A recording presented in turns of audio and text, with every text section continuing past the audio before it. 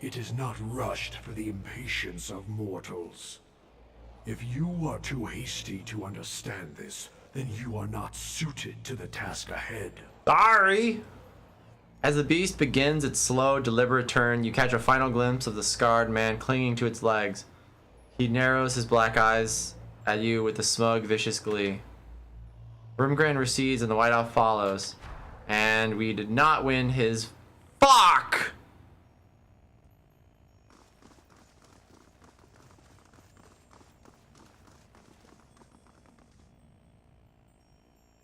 Quest failed.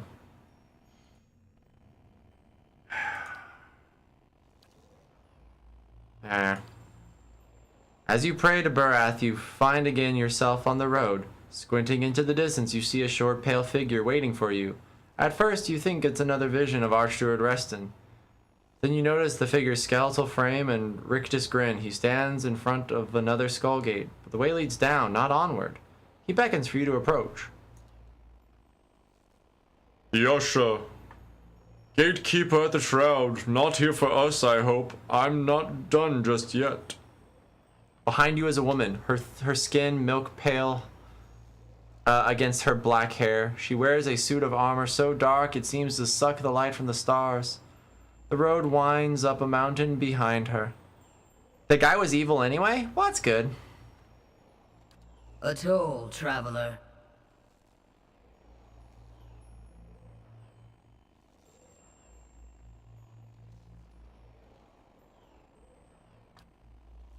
You drop a few coppers into her hand and she closes her fist around the coins.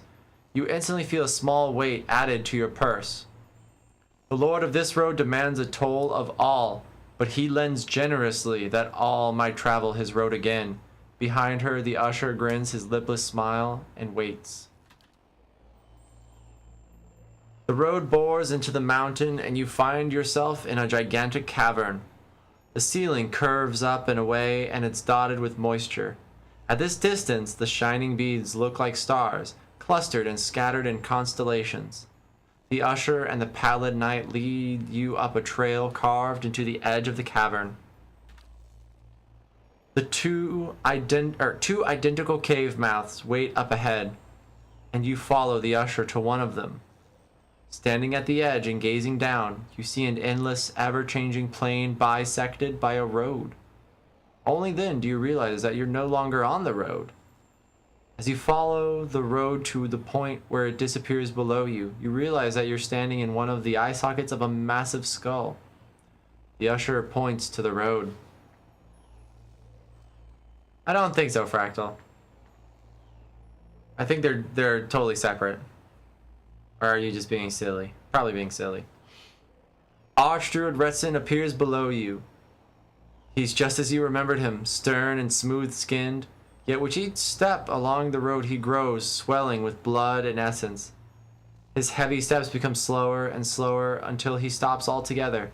His distended body fills the path completely. You met a dwarf traveling this road. What did you do?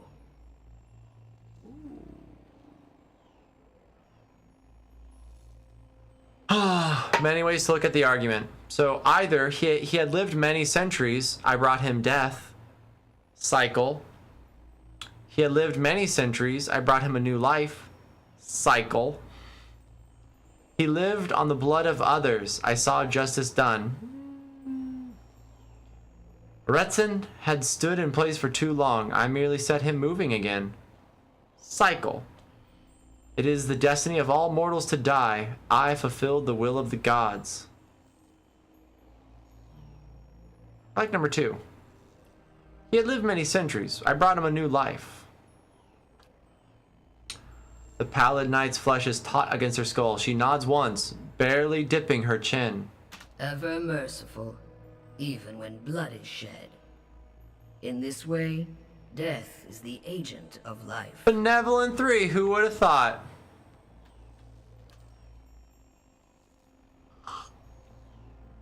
As Reston's swollen body ruptures, the effect is like a dam bursting. Ghostly figures as hazy and indistinct as wisps of smoke continue along the cleared path. Some tumble and rush along while others amble and drift. but all continue forward. The usher directs your attention to another figure moving down the path. This time, you see High Ovate Arona. My Arona. As she follows the road, her movements become slow and erratic.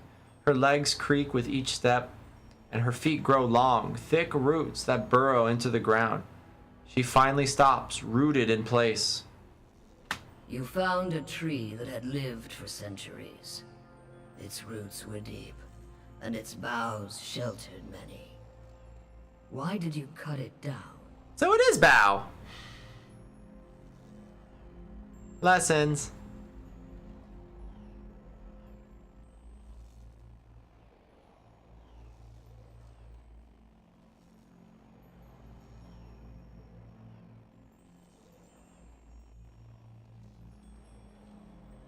This one was a little harder, I gotta say. At least out of the options it's giving me. So why? Why did I cut it down? Apart from a god asking me to. Which is none of the answers. So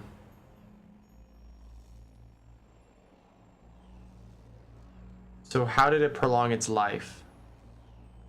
It was unnatural. It couldn't sustain itself. I don't like number 2. That's just silly. 3 is not applicable. I like number 1. Probably most out of everything.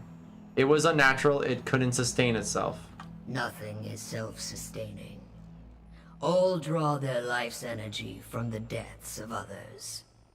This is why all must remain part of the cycle of death and rebirth. Arona's body petrifies below, and the shimmering leaves of her hair blow down the path. Barath. You seek another who has lived his lives on the brink of the cycle. He sits on the inside of the wheel, observing its revolutions. With each life, he is plucked from the stream and returned to it intact. Why do you hunt Theos?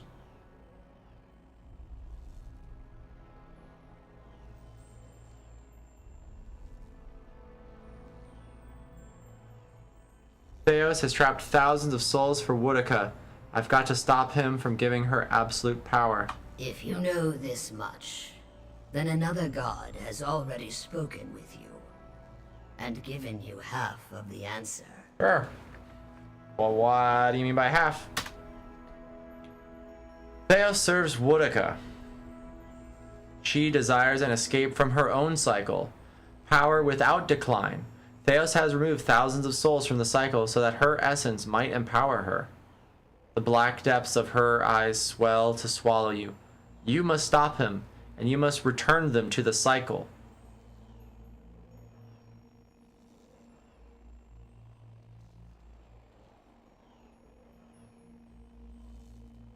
Why does Woodica need Theos' help? And why do you need mine for that matter? The gods guide souls through the cycle of death and rebirth, but Aora is the domain of mortals. We stand aside, weights and counterweights. Were one to alter the tides of Kith, all would follow. We would tip this world from its axis. That is why Woodica directs a mortal to do her bidding, and why any who would stop Theos must be mortal as well. What end would it serve to send the souls back to the cycle? Attending to these souls is a question of stability, Watcher, of maintaining the natural order of the world and the ebb and flow of essence. Couldn't they be returned to Hollowborn? As battered, burdened things? Do you mix soured wine with fresh? The kindness you seek lies in giving them a new beginning, not in shackling them to this life. If Theos has meddled with these souls, perhaps it would be better to destroy them. The cycle is merciless, but it is not wasteful. Time and the endless procession of rebirths eventually grind souls into dust, but until then, they must pass from the world and return to it. Their continuing movement advances the cycle itself. Cycles are changeless and monotonous. Surely there's a better alternative. The illusion of revolution? It is merely part of another cycle, and a painful one. True change has structure, geometry. It is the product of cycles within cycles, 1,000 gears spinning and moving the universe by degrees. What's wrong with Woodica seizing this power? The cycle of Kith is a thing of balance. Likewise is the cycle of gods. We rise and fall in the favor of mortals, only to fall and rise again. But Woodica seeks the power to place herself outside of this cycle. She would root herself and grow to the detriment of others. The usher silently gestures to the road, where a broken tree and husk of flesh are still visible. I think I understand what you're telling me. The usher gestures to the road and the starry expanse beyond, while the pallid knight speaks. I only show you the motion of the universe, Watcher. I must go to Sun and Shadow now. No mortal can survive the descent into the pit. But there are souls on the burial isle that are pledged to me. I will grant them to you, and they shall bear you down safely, as well as light the way beyond. A multitude appears at the other end of the road, raising their voices and kicking up dust as they make their way towards you. Return them to the cycle, Watcher. Promise that you will, and I shall give you power befitting a champion of death. The Paladin raises a finger. Accept my favor, however, and I will demand this decision as your due. I collect from all mortals this time.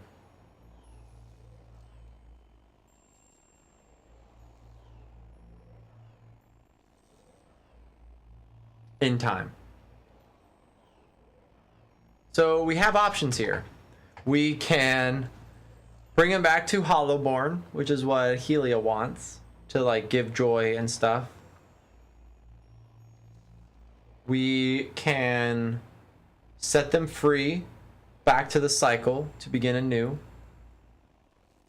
Or we can... what was the other one?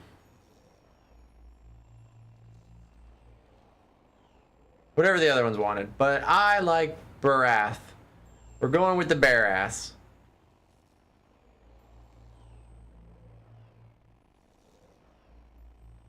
Plus being a champion of death is pretty sweet. I promise to return the souls to the cycle. So be it, Watcher. Do not forget your promise. The usher reaches out and places a bony hand on your forehead. His touch overwhelms you, and you feel yourself expand. Blinded, you reach out, only to find another grasping hand of the same size and shape as yours reaching back. Barath's boon. When at last you open your eyes again, you are standing in Ter Evron, filled with Barath's power.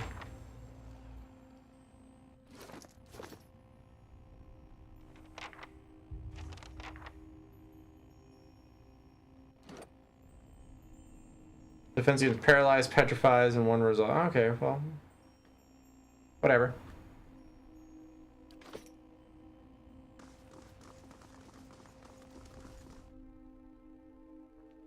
I think overall this was probably the best. And also, this is kind of bothering me in the smallest of senses. We're going to is it X? Oh god, nope. Oh god, reset. Oops.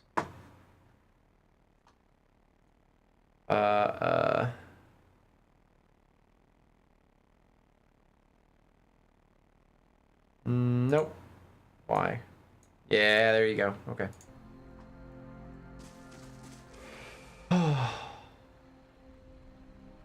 Stop right there.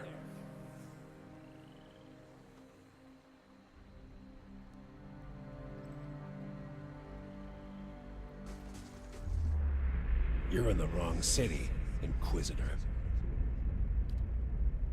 Did you think you wouldn't be recognized here in your old home? I've seen your trials with my own eyes.